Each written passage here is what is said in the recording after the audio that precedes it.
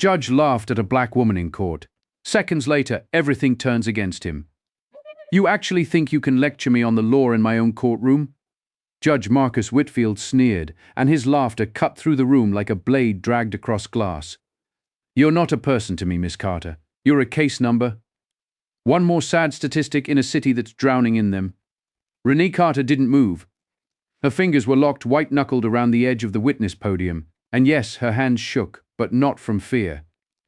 Fear was what this room had been built to manufacture. What she felt instead was colder than that, and far more dangerous.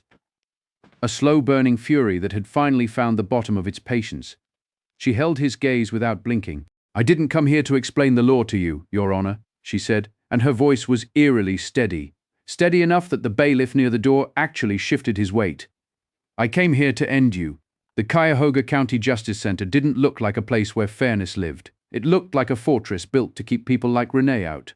The doors were oak, heavy enough to require both hands, and courtroom 4C behind them smelled like it always did. Burnt coffee, industrial carpet cleaner, and something harder to name. Something like the smell of people's lives quietly ending in triplicate paperwork. Above it all, elevated on a bench that put him a full head taller than everyone else in the room, sat Judge Marcus Whitfield. He didn't wear his robe like a symbol of duty. He wore it like armor, like something meant to remind everyone below him exactly how small they were. His hair was silver and combed with surgical precision. Underneath the robe you could tell was a body that had gone soft on catered lunches and steakhouse dinners paid for by people who weren't supposed to be paying for anything. Whitfield had a reputation that traveled ahead of him through every housing advocacy group in Northeast Ohio. They called him the eviction machine. A judge who signed away homes with the same energy most people used to sign a grocery receipt, fast, bored, and final. Standing in front of him that morning was Renee Carter, 36 years old, an ER radiology technician, a mother of two. A woman whose only real crime was believing that the system might, just once, actually look at the evidence before it destroyed her life. She'd grown up 4 blocks from the courthouse, in a house her grandparents bought back when the neighborhood was still considered undesirable enough for a black family to actually be allowed to buy in it. She remembered her grandmother telling her, more than once, that courtrooms were the one place in America where the truth was supposed to matter more than who was telling it. Renee had believed that for most of her adult life, she was about to learn exactly how wrong her grandmother had been, and exactly how much work it would take to make it true again, even just once, even just for her own family. She'd taken the morning off from a job that didn't pay overtime for court appearances, which meant this hearing was already costing her money she didn't have to spare. She'd sat in the hallway outside courtroom 4C for 40 minutes before her case was called, watching a parade of other tenants shuffle in and out of Whitfield's courtroom, most of them coming out with the same hollowed-out expression, the particular look of a person who has just been told, officially and on the record, that their home no longer belongs to them. She'd worn her navy blazer, the good one, pressed the night before until her arm ached because some small part of her still believed that if she just looked respectable enough, competent enough, put together enough, this room might finally treat her like a human being instead of a formality to be processed. In her arms she carried a thick accordion folder, bank printouts, a stack of email correspondence, screenshots time-stamped down to the second. She was fighting an eviction filed against her by Meridian Ridge Holdings, a property investment firm that had been quietly buying up her block in the Slavic Village neighborhood, one aging apartment building at a time, and flipping each one into modern loft-style residences the second the last tenant was gone. Your Honor, she said, holding up a printed statement, my bank's own records show the rent transfer went through 9 days before it was due, every single month for the past 18 months. Meridian's tenant portal is claiming a payment failure. That's not on me. That's a glitch on their end, and I have the confirmation numbers to prove it. Whitfield leaned back. His chair groaned under him, a long theatrical creak that filled the silence like punctuation. He didn't glance at a single page she held up. Instead, he adjusted the heavy watch on his wrist, a gift, everyone in the courthouse whispered, from an old law school buddy who now ran acquisitions for half the commercial real estate in the county and exhaled like a man forced to deal with something beneath him. Ms. Carter, he said, each word dipped in condescension. You want me to believe that a company with a full accounting department and enterprise software somehow misplaced your little rent check? Or is it a lot more likely that you spent that money elsewhere and now you're standing here spinning a story to keep a roof you can't actually afford? It's not a story, Renee snapped, and for the first time that morning, her composure cracked at the edges. Look at the statement. The transfer cleared. The money left my account and it landed in theirs. I work 60-hour weeks in an emergency room. I don't have time to lie, and I sure don't have the energy for it. Everyone who stands where you're standing says something along those lines, Whitfield replied, not even bothering to look directly at her anymore, addressing the ceiling instead, as if she were barely worth the effort of eye contact. It's always a glitch. It's always someone else's system that failed, in my experience. Ms. Carter, the simplest explanation is usually correct, and the simplest explanation here is that you spent money you didn't have, and now you need a villain to blame. The villain has a name, Your Honor, and it's printed right there on the transfer receipt if you just look at it. I don't take instructions from the defendant's side of this courtroom, Whitfield snapped back, sharper now, a flush of irritation creeping into his neck.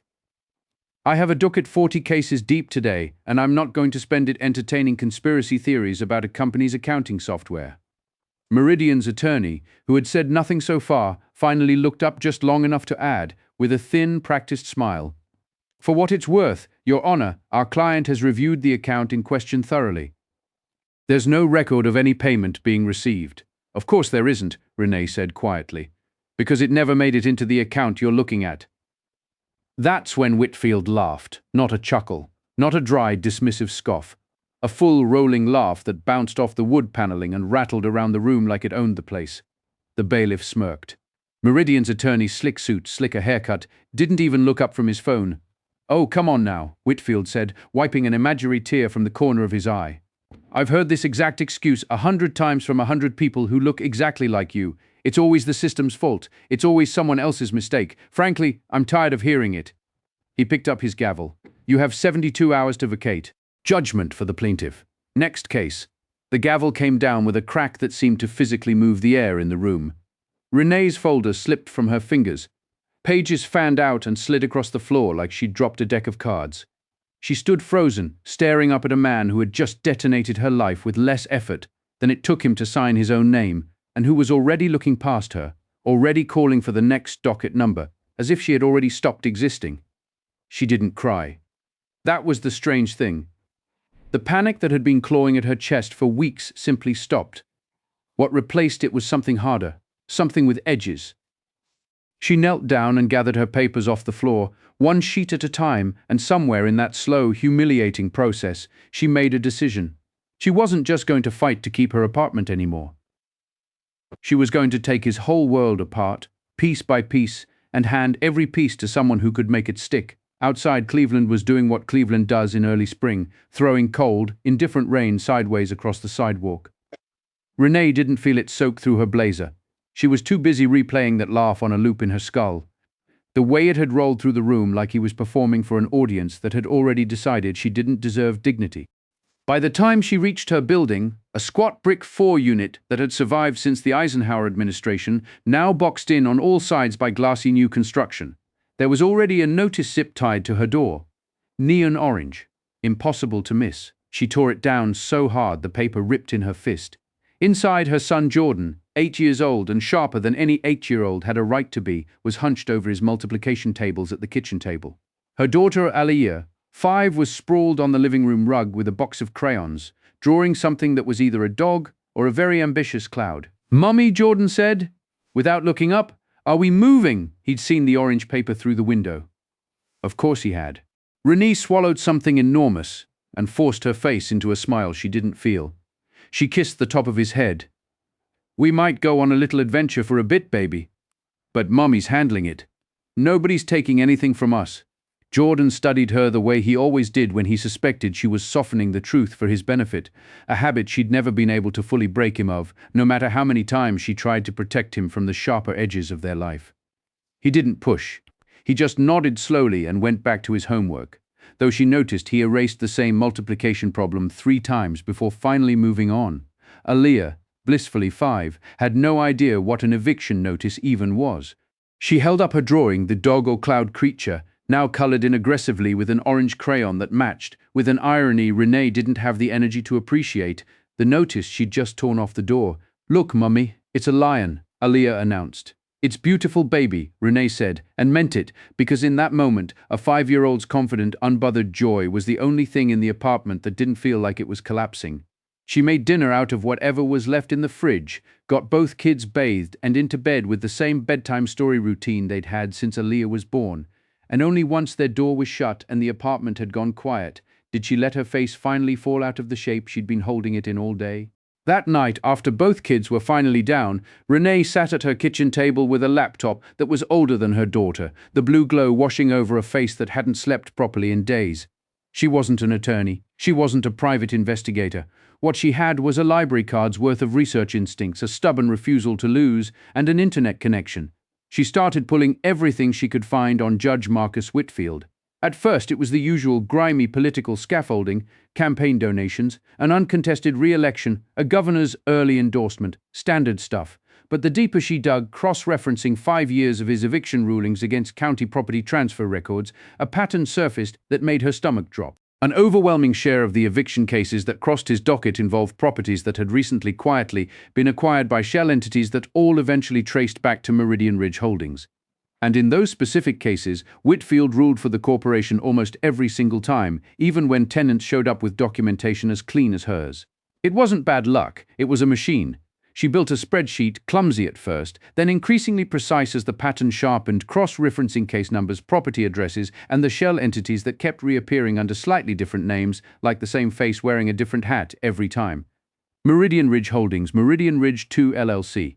MRH Acquisitions Group, MRH Northeast Partners.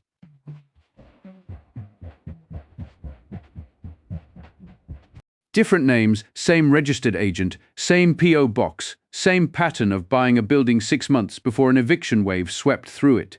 She started keeping a running list of tenants' names pulled from public court filings, and the list kept growing longer than she wanted it to. Elderly couples, a woman on disability, a young family with a toddler. All of them steamrolled through Whitfield's courtroom in filings that averaged less than 4 minutes each. She wasn't imagining a conspiracy. She was staring at one, laid out in black and white across a spreadsheet on a laptop that kept overheating every 45 minutes and forcing her to wait for it to cool down before she could keep going. She thought more than once during those long nights about simply walking away from all of it. About calling her sister, packing up the apartment before the 72 hours ran out, and starting over somewhere quieter, somewhere Whitfield's name meant nothing. It would have been easier. It would have been safer. But every time the thought surfaced, she pictured Jordan's face at the kitchen table, the way he'd looked up at her with an 8-year-old's quiet dread, already understanding more about instability than any child should have to. She wasn't going to teach her son that the answer to injustice was always to quietly disappear. So she kept going. She learned, clumsily at first, how to read a property deed. She learned the difference between a holding company and a shell company, and why the distinction mattered enormously to anyone trying to hide money. She taught herself, from grainy online tutorials at 2 in the morning, how to pull basic metadata off a digital receipt, and when that didn't get her far enough, she reached out to a former classmate, now working in IT, who owed her a favor from nursing school, and who, without asking too many questions, helped her extract the raw code behind Meridian's tenant portal. None of it was glamorous. None of it looked like the version of justice she'd grown up believing in. The kind where a good lawyer stands up and delivers one perfect speech and everything resolves itself by the end of the hour. This was slower, messier, and far more exhausting, built out of spreadsheets and bad coffee and a stubborn refusal to let one laugh in one courtroom be the last word on who she was. Around 3 in the morning, eyes burning, coffee gone cold, she found something small enough that she almost scrolled past it. A charitable foundation Whitfield loved to mention in every campaign mailer, the Whitfield Judicial Scholars Fund, supposedly built to send low-income law students to school. One of its largest anonymous donors traced through a maze of filings to a holding company registered to a mailbox service in Delaware. She searched the name of the registered agent on that filing. It matched, almost too easily, the name of a senior finance executive at Meridian Ridge Holdings. Renee sat back in her chair, the breath leaving her lungs all at once. This wasn't just an unfair judge. This was a judge on a payroll disguised as a scholarship fund, clearing out working-class tenants so Meridian could flip the land, block by block, into luxury developments and quietly funneling a cut of the profits into Whitfield's own pocket the whole time. Racketeering, judicial corruption, fraud stacked on fraud. She printed everything until the printer's ink ran dry, but staring at the pile of paper covering her kitchen table, she understood something uncomfortable.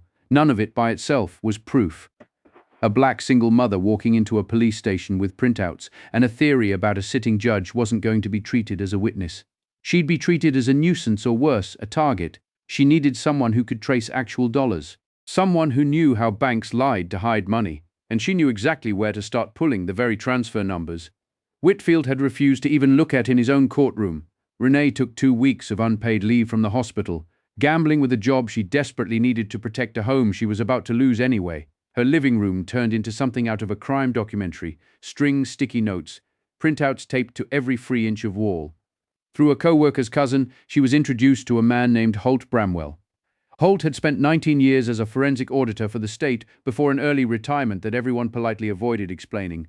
The polite version being that he'd asked too many questions during an audit that made powerful people uncomfortable. The less polite version, which Renee heard secondhand from the co-worker's cousin, was that Holt had found something in a county contract review that implicated a sitting commissioner, and within 2 months he'd been quietly pushed out with a severance package that came with an unspoken understanding he'd stop asking questions afterward. Now he ran a one-room office above a defunct dry cleaner, chain-smoking and doing crossword puzzles between the rare client who could actually pay him. The office smelled like old paper and cigarette smoke that had settled permanently into the walls. A single filing cabinet in the corner had a crack running down one drawer that had been there so long a spider had built a web across it undisturbed. When Renee dropped her binder on his desk, he barely glanced up. "Mibbs Carter, I like your friend, I really do, but you should know judges don't answer to people like us. They answer to nobody. You go looking for a judge's dirty laundry, you're the one who ends up buried. Just look at the routing information," she said, flipping the binder open to a tabbed page. "Don't look at names. Look at where the payment actually went in the half-second, before it bounced back as failed in Meridian's system." Holt sighed the sigh of a man who'd been dragged into other people's crusades before. He put down his pen, adjusted his glasses and looked. Then he stopped moving entirely.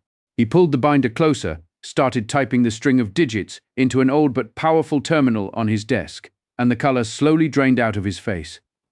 "Where?" he said quietly. "Did you get this?"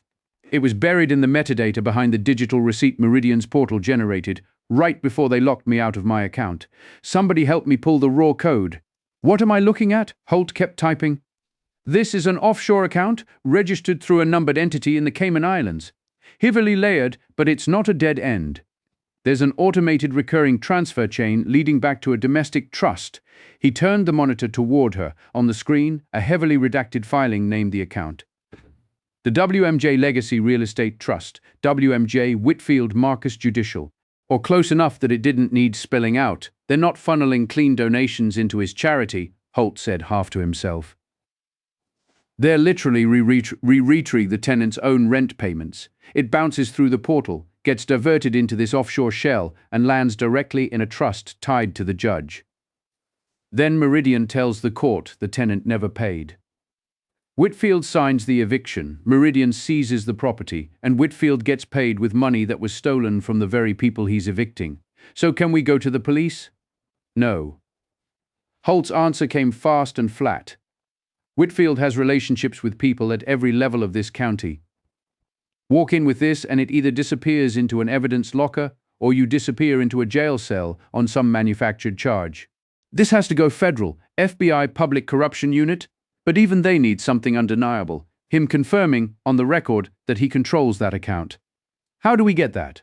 We don't get it, Holt said, lighting another cigarette off the stub of the last one. He gives it to us. Guys like Whitfield, they've been untouchable for so long they forget they're supposed to be careful. His ego is the biggest vulnerability in this entire scheme. You put him in a room in public, on the record, and back him into a corner where the only way out is to defend himself, he'll say more than he means to. I've seen it before. Powerful men who've never once been challenged don't know how to just stay quiet. They have to win, even when winning is the exact thing that buries them. So we give him a reason to think he's winning. Holt looked at her for a long moment, something shifting behind his tired eyes. You know, Miss Carter, most people who walk in here with a theory this big turn out to be wrong, or crazy, or both. You're neither. That's almost more unsettling. Then we make him confirm it, Renee said. We put him in front of an audience and let his ego do the rest. What followed was 2 weeks of quiet, deliberate war. Renee filed an emergency appeal, structured specifically to guarantee it landed back on Whitfield's own docket. Holt reached out to a retired colleague still working inside the Bureau's Financial Crimes Division, a man who'd apparently been circling Whitfield's name for years without ever finding the thread that connected him to real money. But Whitfield hadn't survived decades of backroom politics by being careless. When Renee's case reappeared on his calendar, something in his instincts twitched. He remembered her, the one who hadn't cried. He ran her name through a private security contact tied to Meridian, and didn't like what came back: a visit to a disgraced former state auditor's office. The intimidation started 3 days before the hearing. A black SUV, windows tinted past legal limit, trailed her out of the hospital parking garage one night, matching her speed for 2 full blocks before peeling off into the dark. The next day, hospital administration got an anonymous tip accusing her of diverting medication from a supply closet, a call that got her suspended pending investigation despite a spotless decade-long record. Then came the calls. 2 in the morning, 4 in the morning. Static and breathing and nothing else. She started sleeping with the kitchen light on and a chair wedged against the front door, a habit she was embarrassed by but couldn't seem to stop. Jordan noticed, the way he noticed everything, and started sleeping with his bedroom door open instead of closed. Just in case, he told her, without saying what in case meant. She hated that he'd absorbed even a fraction of what she was feeling. She hated more that she didn't know how to hide it from him. At the hospital, the suspension notice arrived by certified mail, 3 sentences long, cold and procedural, informing her that she was relieved of duty pending a full review of the allegations. She read it twice in the break room, standing alone by the vending machines, and then folded it into her bag and finished her shift anyway, because she hadn't been told to leave immediately and she needed every hour of pay she could still legally collect. Then, 48 hours before the hearing, a voice, mechanically distorted, deliberately calm. "Drop the appeal, Miss Carter. Walk away." Think about Jordan and Aaliyah. It would be such a shame if the state got an anonymous tip that their mother's an unfit addict with no home and no income. They take kids away for a lot less than that. Renee sat on her couch in the dark that night, with a phone in one hand and something close to panic clawing up her throat. She thought about her sister's spare room in Columbus. She thought about just packing 2 duffel bags, waking the kids up, and driving until Cleveland was nothing but a smear of taillights in the rearview mirror. Nobody would have blamed her. Not one single person in her life would have looked at her sideways for choosing her children's safety over a stranger's sense of justice. She looked over at Jordan's door, cracked open the way he'd started leaving it, and Aaliyah's soft breathing drifting faintly down the hall. Then she thought about all the families she'd found buried in that spreadsheet. The elderly couple 3 blocks over, the mother on disability 2 floors down from her old apartment, the dozens of names she'd never met who had stood exactly where she'd stood, been laughed at exactly the way she'd been laughed at, and simply disappeared into the city's statistics because nobody had ever handed them away to fight back. Then she thought about Whitfield's laugh, about the folder sliding out of her hands onto the courtroom floor, about every other family who had stood exactly where she'd stood and had no Holt Bramwell to call. She dialed Holt instead of packing a bag. "They're threatening my kids," she said, and her voice shook, but underneath the shake was something that didn't bend. "We can call this off," Holt said gently. "Nobody would blame you." "No," she said. "We move faster. Tell your FBI contact to have the cyber team ready by 9 tomorrow morning. I'm ending this." The courtroom the next morning was packed tighter than Renee had ever seen it. Word had spread through Slavic Village that the ER tech who'd fought back was getting her day in court, and half the block had shown up to watch. There were people standing along the back wall who had no case on the docket that day at all. They'd simply come because they'd heard a rumor and wanted to see for themselves whether it was true. The air conditioning had given out weeks ago and never come back. The room felt like a held breath thick with body heat and the particular electricity of a crowd that senses something is about to happen, even if nobody has said exactly what. Renee had barely slept. She'd spent the early morning hours going over the routing map with Holt one final time, making sure every number matched, every name lined up, because she knew she would only get one real shot at saying this out loud before Whitfield found a way to shut her down or clear the room. Whitfield walked in looking different. Tired.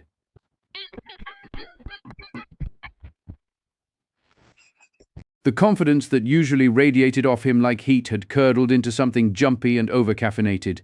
"Miss Carter," he barked, skipping the formalities entirely, "here to waste more of this court's time. Have you finally brought the money you owe, or is this another performance?" "I don't owe Meridian anything, Your Honor," Renee said, loud enough to reach the back row. The funds cleared from my account. I have proof. You've said that before, Ms. Carter, and it was nothing then, and I expect it's nothing now. Then I'd invite the court to actually look this time, she said, since it wasn't looked at the last time. A ripple of murmurs moved through the gallery. Whitfield's jaw tightened. He didn't like being corrected in front of an audience, and everyone in the room could see it settling into his face like a slow-building storm. I spoke to Meridian's counsel myself this morning, Whitfield snapped, leaning over the bench, his face reddening. They received nothing from you. You're a liar, and my patience with this fantasy is finished. Am I lying? Renee reached into her folder and pulled out a single printed page, not a bank statement this time, but the routing map Holt and the Bureau's cyber team had painstakingly assembled. This is documented evidence that my rent, $1,450, was intentionally diverted through a flaw in Meridian's payment portal, routed to an offshore entity, and deposited into an account known as the WMJ Legacy Real Estate Trust. The room detonated into noise. The bailiff took a step forward, unsure what to even do with his hands. Meridian's attorney went pale and started whispering frantically into his phone. Whitfield's grip on his gavel tightened until his knuckles went white. For one terrible second, something like recognition flickered across his face. He knew, somehow, that she actually had the routing numbers.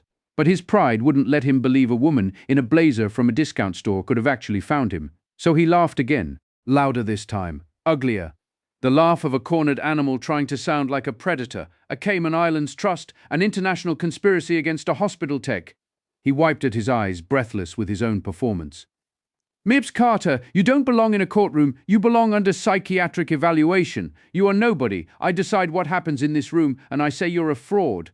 He raised the gavel high, ready to slam it down on her contempt charge, ready to have her removed in handcuffs right there. And that's when the doors at the back of the room exploded open.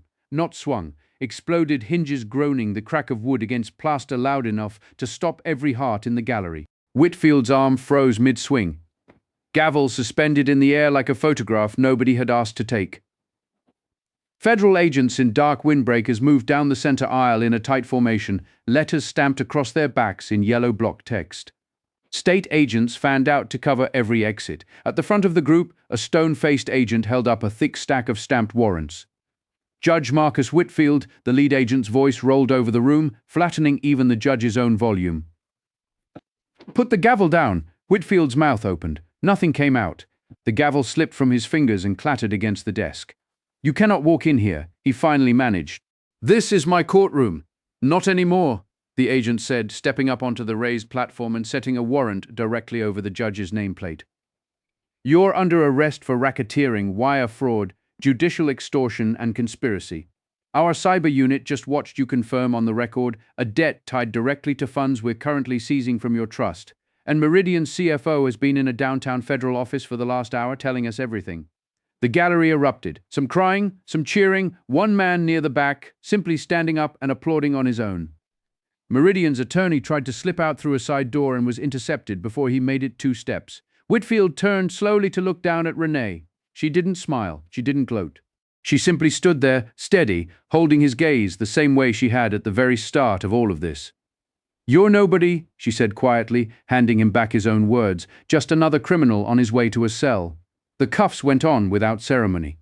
Whitfield's legs gave out halfway down the aisle, and 2 agents had to half carry him out of a room he had ruled over like a kingdom 60 seconds earlier. The fallout didn't stay contained to one courtroom for long. Within days, the story, quickly nicknamed the Meridian eviction scandal by local news, had pulled in 2 city council staffers, a deputy zoning official, and a handful of Meridian executives who'd been quietly profiting off the whole scheme. Whitfield's federal trial was fast and brutal in its simplicity. Stripped of the robe, the watch, the elevated bench, he was revealed for exactly what he'd always been underneath the theater, a frightened, greedy man in a courtroom he no longer controlled. He sat at the defense table in an ill-fitting suit, the confidence gone from his posture, occasionally whispering urgently to his attorney and getting nothing back but a tight, resigned shake of the head. Reporters packed the gallery every single day. Local news ran nightly segments tracking each new revelation as prosecutors peeled back another layer of the scheme, prosecutors armed with Holt's financial trail and testimony from a cooperating Meridian executive buried his defense piece by piece. The executive, hoping to shave years off his own sentence, walked the jury through internal emails discussing which tenants to process next, language that made the courtroom go dead silent when it was read aloud. Renee testified for the better part of a full day, walking the jury through the exact sequence of events, from the first hearing to the SUV in the parking garage to the phone call threatening her children. By the time she stepped down from the stand, several jurors wouldn't look directly at Whitfield anymore. He was sentenced to 22 years without parole, and every asset connected to the trust, the house, the car collection, the offshore accounts was seized to fund victim restitution. Meridian Ridge Holdings didn't survive the scrutiny either. A state class action suit and a wave of frozen permits forced a settlement that returned every dollar of diverted rent to affected tenants, on top of steep punitive damages. Renee didn't just get her apartment back. The settlement was enough for her family to leave the aging 4-unit behind entirely, but she stayed in Slavic Village. She bought a modest brick house 3 streets over in the neighborhood she'd fought to keep from being erased. Her hospital, embarrassed by how easily the fabricated drug allegation had nearly ended her career, offered her a formal apology and a promotion she didn't rush to accept. She went back to work in the ER for a few months, mostly because she missed it, and mostly because she wasn't ready to admit to herself that something in her had permanently changed. Instead, once word of what she'd done spread through the neighborhood, people started showing up at her door, people facing their own unfair evictions, their own predatory landlords, their own quiet legal bullying they didn't know how to fight. At first, it was just her kitchen table again, this time covered in other people's paperwork instead of her own. She'd sit with them after her shifts, going through their lease agreements, teaching them how to read a payment portal receipt the way Holt had taught her. Eventually, the kitchen table wasn't enough. She and Holt used part of the settlement to open something new, the Slavic Village Tenant Advocacy Project, in a small storefront 2 doors down from where the dry cleaner used to be before it closed and Holt's old office building was sold off. Real lawyers, real resources, bilingual staff, because half the neighborhood's older residents didn't speak English as a first language and had been getting steamrolled in courtrooms for exactly that reason.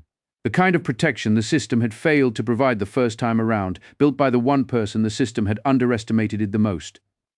One bright autumn morning, almost a year after the arrest, Renee walked through a Cleveland park with Jordan and Aliyah. The leaves had turned that deep golden rust color that only lasts a couple of weeks. Aliyah ran ahead, chasing something imaginary.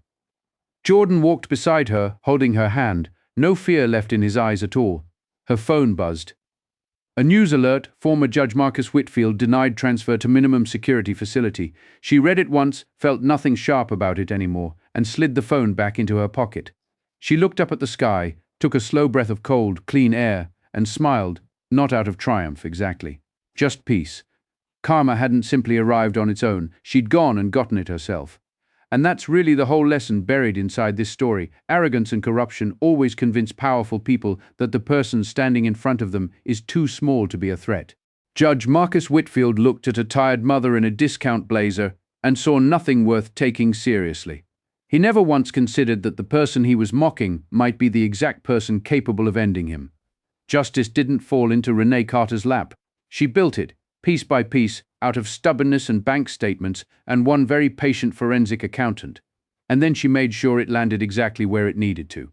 If this story of quiet persistence turning into full-blown karma hit different for you, do me a favor and tap that like button. It genuinely helps push stories like this one out to more people who need to see them.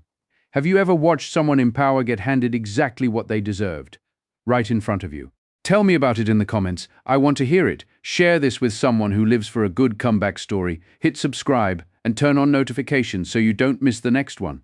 Thanks for watching. I'll see you in the next video.